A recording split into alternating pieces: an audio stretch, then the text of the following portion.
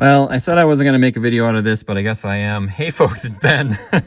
We're in our 2002 Pontiac Grand Prix GT, and we have a certain issue. In fact, I just took my keys out, but I'll put them back in. Here's the deal. We'll do a lamp check. Uh-oh. There's no check engine light. The check engine light's actually burnt out. Ironically, that sets a check engine light. So when you do a code scan, it says, hey, your check engine light's on because your check engine light's not on. So interestingly enough. So how do we change that? Well, it's not that difficult. We just have to lift the cluster out and swap the bulb out.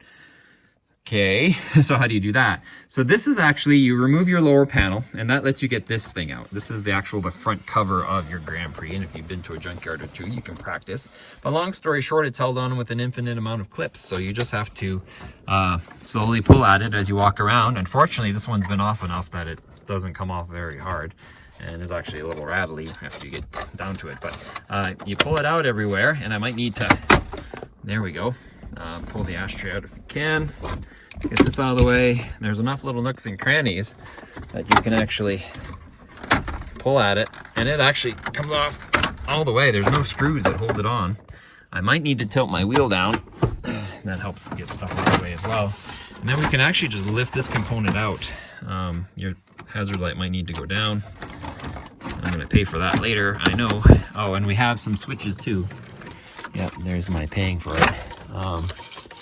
We've got to pop this little guy out, which I think it's just a squeeze and in. The way to get that off is just pushing the tab here, and that releases the plug, and then you can get it out. So with a little wiggling, try not to take anything else out here. You should be able to work it out. So that's over there. So now we have actually access to our gauge cluster, which outside of the viewing area is filthy. But what we're actually looking to do is just remove, we don't need to remove the screen like the clear. I gotta really clean that.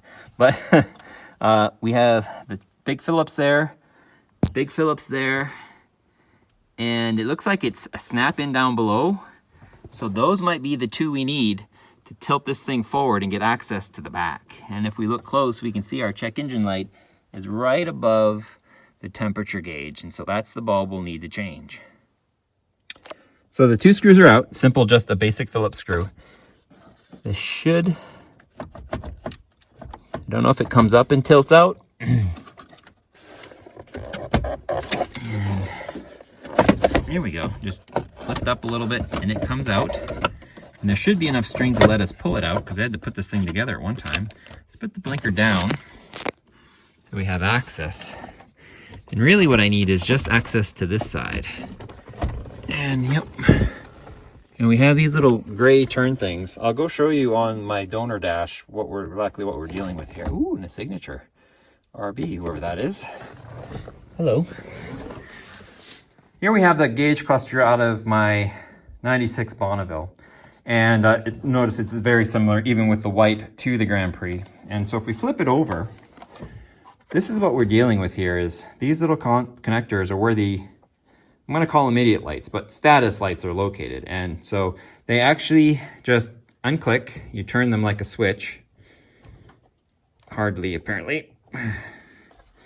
These are fairly stuck in there. So I guess we can anticipate that being, here we go, here's one. And so they're actually a bulb assembly. So in our car, we just find, we can kind of feel around where the bad one is, take it out and actually change this whole assembly and just put this one in. And then we'll give it a quick test and see if it fixes it. So not hard to do. Don't be intimidated. This is actually pretty easy. I've been putting it off just because, well, I don't know. I got things to do, right? So here we have our donor bulb, which seems like she's pretty worn already. We'll reach around back. So our gauge is here, you know, our temperature gauge. It's the first one above it. So there's lots of, some light went out. Oh, the inside light. There are lots of different bulbs here. That one looks like a standard illumination bulb, the ILL, and then the service engine soon. It's actually marked out nice. So I don't believe I have any, and the spares are gone for some reason. Great.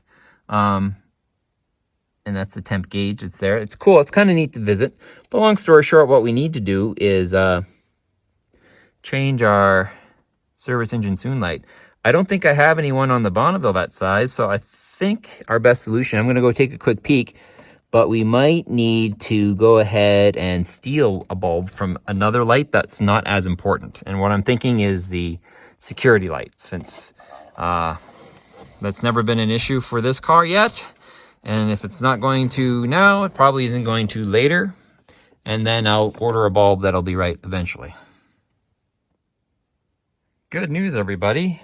I found one in that gauge cluster. So there were some, but they're so small, they're hard to get out. So I'm going to have to set you down, unfortunately. But what I'm going to do is just take the service engine soon light and take my little pliers and undo them. And I'll show you on the Bonneville one exactly what I've done. We're dealing with these little ones here, not the bigger ones that you see. So we actually just take this and lightly turn it left and out. And there's your bulb assembly. And then you can put it back in and then just turn it and you're done. That's it. Very easy. So now that we've done that on our car, let's go ahead and slowly point this thing back in the correct direction. And the little bottom tabs sit in those little locks. And we'll line up our screw holes so that they're in the right spot, like so. But before we go any further, let's test it, right? Because I don't want to have to take this whole thing apart again. So let's go ahead and do a lamp check. And there it is. Our check engine light's on again. Now, one of the lights I could have undone, this thing is loud, is I have a low coolant sensor that I've removed about 10 years ago and don't use. So I could have used that light bulb as well. So with all that functioning, let's go ahead and put these back in. So we're sitting in our little footwells. Let's go ahead and put our screws back in. Helps to have a magnetic head on your screwdriver. And it's just the 2 screws. I'm always impressed with how easy for assembly these are, so they're not hard to actually take apart, right? They have to put these together on the assembly line, and so that they're actually fairly easy. They're little modules of stuff. You kind of think of all the brains and stuff in the back, but really it's just a little gauge cluster.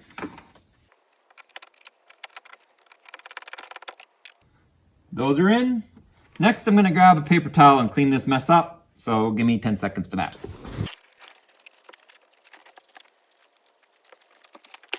The only other thing we took off really was the big panel you have. So let's go ahead and put this back on. It doesn't bite into everything I own here.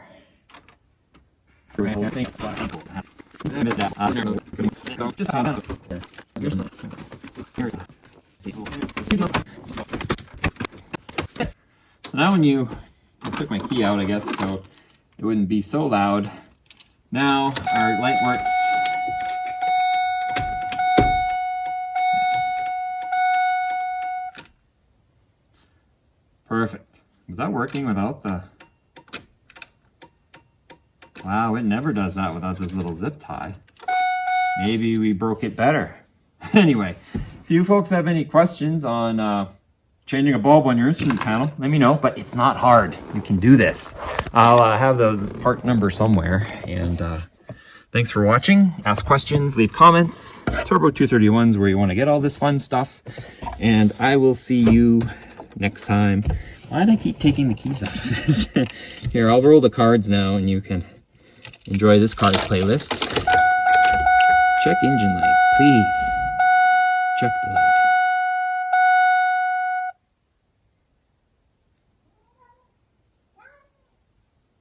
Hi, Fergus. Yes, I know.